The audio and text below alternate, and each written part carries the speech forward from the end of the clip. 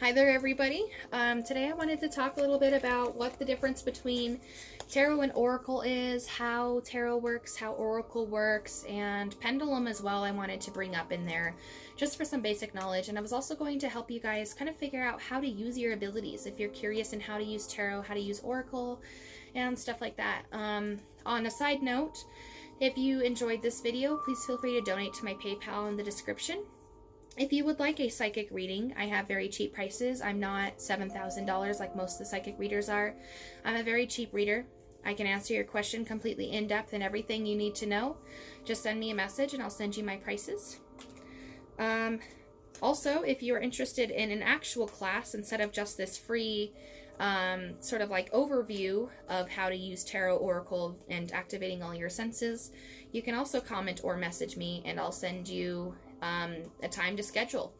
It's 30 minutes for $45 a class.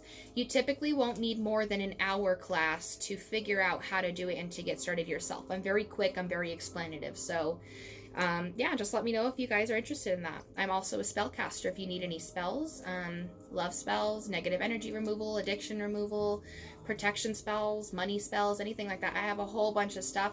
I'm a natural born caster. I've been doing spells since I was like 10 years old. It's my biggest trait, even better than tarot.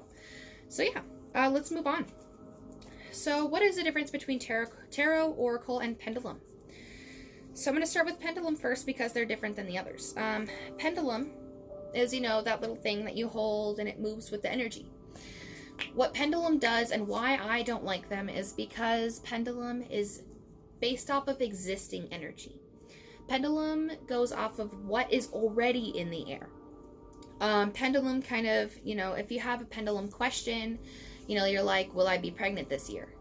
If you think yes, or if the reader accidentally thinks yes, or if anybody in this world who knows about that question says yes, or thinks yes, the pendulum's going to swing to yes. So it's definitely, it's off of existing energies. So what that means is that somebody already has to know the answer for the pendulum to work, or else it's usually going to linger in the middle, like maybe, I don't know. Pendulum isn't always a very good, it's never really a very good way to use your spiritual practices unless you're also very intuitive, and that's just your tool. If you're intuitive already and you know how to read without the pendulum, then the pendulum can help because, like I said, pendulum comes off of existing energy. So if you can pull in through your intuition, yes, she is, and then the pendulum can confirm it through a swing to the yes, then that's how, you know, it'll work for you there. I don't use pendulum for any questions because I don't believe in them. If you really need to know the answer to a question, you're going to want to use something different than pendulum because, like I said, pendulum comes off of existing energies. If you think you're going to die this year and you ask, am I going to die this year? The pendulum's going to swing to yes. You're going to go into breakthrough. And next year you're going to be like, what the heck? Why am I still alive? So, moving on. What is the difference between tarot and oracle? Tarot is, so they're both cards. They're both decks of cards that help answer your questions through your spirit guides. Both tarot and oracle have to do with spirit and angel energies. So they're not like pendulum where it's existing energies and, you know, whether or not the question gets answered because it's already existing. Tarot, so oracle, I can't remember which one I'm starting with, but I'm going to start with oracle now. So oracle is a guidance tool. Oracle is usually much different than tarot. Like you can see here, oracle, this is one oracle card. This is the Eclipse Mermaid, a powerful energy shift. You can see the difference between this card and a tarot card, Knight of Swords. So the difference between oracle is that these are guidance cards. All tarot and oracle get used up from energy. Energy, spirit guides, angel guides, everything around you and the energy you use is how you use this tool.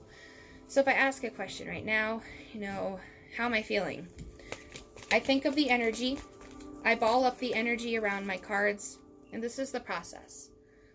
I think from the top of my head, I have a white coat, a white aura coat. And I go down, all the way down to my legs. I can see the same position my legs are in. And I put it all around. I protect myself. I layer myself with energy. Then I go down to my arms, through my hands, and then it bubbles up around the cards. I have this big energy bubble around my cards. And then that's when I ask the question, and then I get a card. Everybody does it different. Some people like to shuffle it legit, cut it in half, and then look at the card that's right there. I like to shuffle it like a maniac and wait for something to fly out at me, like that. See? That's what I got. So, moving on, that's how you connect with energy. I would go more in depth with that in a session. But Oracle specifically is guidance tool. So Tarot has a set deck of rules, a set deck of descriptions. Oracle is more how you feel. You know, I can see that this angel is like, really, girl? You know, like, the signs are with you already. Like, stop asking. You already know the answer. But with Tarot, you're like, what is the Knight of Swords? What does that even mean? You know, he's a soldier, I guess. So Oracle or guidance cards. You use Oracle when you need guidance, when you want to tap more into your intuition, your clairs, your audience, your clairvoyance, you know, stuff like that. You tap more into Oracle when you need to know more guidance questions. Usually yeses or nos aren't always a good form for Oracle. Like I said, Oracle is only guidance. So if you're like, what I like to do is I'll offer a full tarot reading, and then after I'll be like, how can I help you? I'll pull out an Oracle guidance card. This is how you can help yourself. You know, so that's for guidance. Tarot, on the other hand, is a very set type of thing. There's always, you know, the ace through king and the major arcana for tarot. So it's like 1, 2, 3, 4, 5, 6, 7, 8, 9, 10. And then page or knave, knight, queen, king. So everything has their own set definition. Usually when you buy tarot decks, you'll get a little book or a big book that show the definition meanings. Now with tarot, you want to keep one set definition, because the more you use your cards with one definition, the more your energy and your cards are trained. Because if you keep jumping from Google to your book, from Google to this other book, from this other book to this book, your guides are going to be freaking confused, and they'll be like, what? So they're not going to know what to do. So that's why you want to keep it steady with one book. And really figure out the definitions. So what I like to do is I keep a little book. It's like this big. And it has one word definitions for each type of card. So like this card. This is the 6 of Pentacles. I know that this card shows somebody is either offering or requesting for help. Next card.